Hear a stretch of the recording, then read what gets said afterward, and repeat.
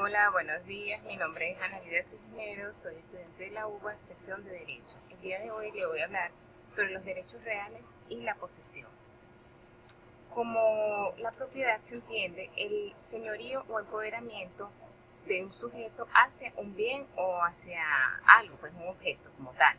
Fíjense, la idea de la propiedad, ¿verdad?, nace como el empoderamiento del sujeto sobre la tenencia de algo material, pues de los objetos. El mismo se manifiesta a través de la posesión. Podemos ver o podemos encontrar el propietario que es poseedor, el propietario que no es poseedor y el poseedor también que no es propietario. Esos son los tres casos. En el mismo orden de idea, ¿verdad?, podemos hablar de la posesión como emanación del dominio.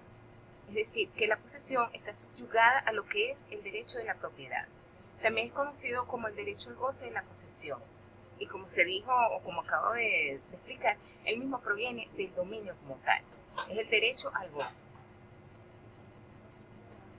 Dentro de la ubicación normativa, ¿verdad?, los códigos recientes en el siglo XX se habla del código italiano y del código portugués.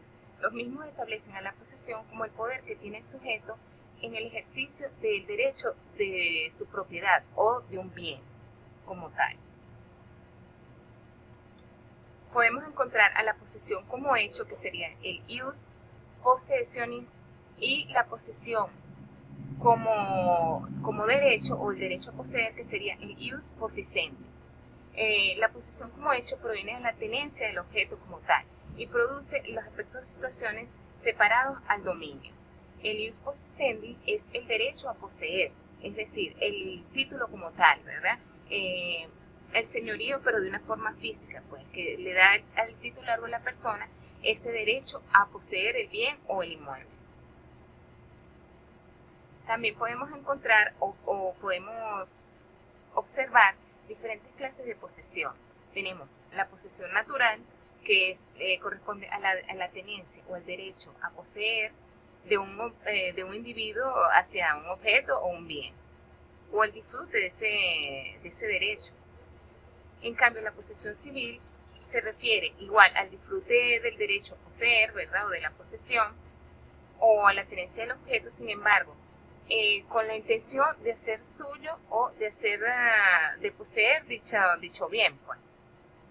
También podemos encontrar la posesión del no titular, que es aquella persona que no posee o que no tiene el derecho a poseer, o el ius possessionis. También la posesión del titular, que es aquel que tiene el ius possessendi, o el derecho a poseer, pues. Tenemos o podemos encontrar la posesión en nombre propio o ajeno. Nombre propio sería el titular, ¿verdad?, de la propiedad, y en nombre ajeno podría ser en el caso de que se nombre a alguien que sea titular de esa propiedad o que represente dicha propiedad, o puede representar el titular también. Por ejemplo, cuando se nombra un abogado o alguien que esté a cargo de esos bienes para su cuidado. Tenemos también la posesión mediata inmediata, que es un tipo de posesión que se da sobre todo cuando, por ejemplo, hay un arrendatario y un arrendador de un bien. El arrendador sería el poseedor mediato, quien cede sus derechos a otra persona, y el arrendatario sería el poseedor inmediato, quien va a gozar de esos derechos que le está otorgando el poseedor, en este caso.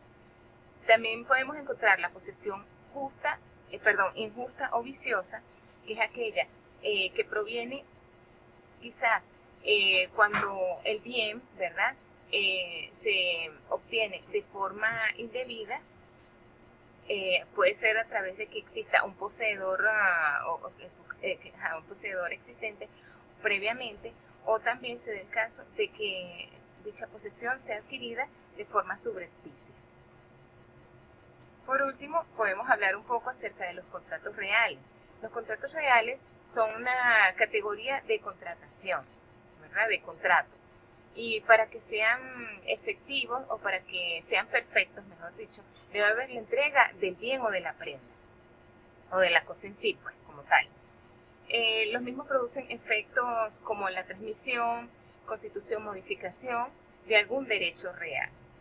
Como ejemplo de contrato real tenemos la prenda, el comodato y entre otros, pues. Esto es todo en relación a la exposición referente a los derechos reales y la posesión como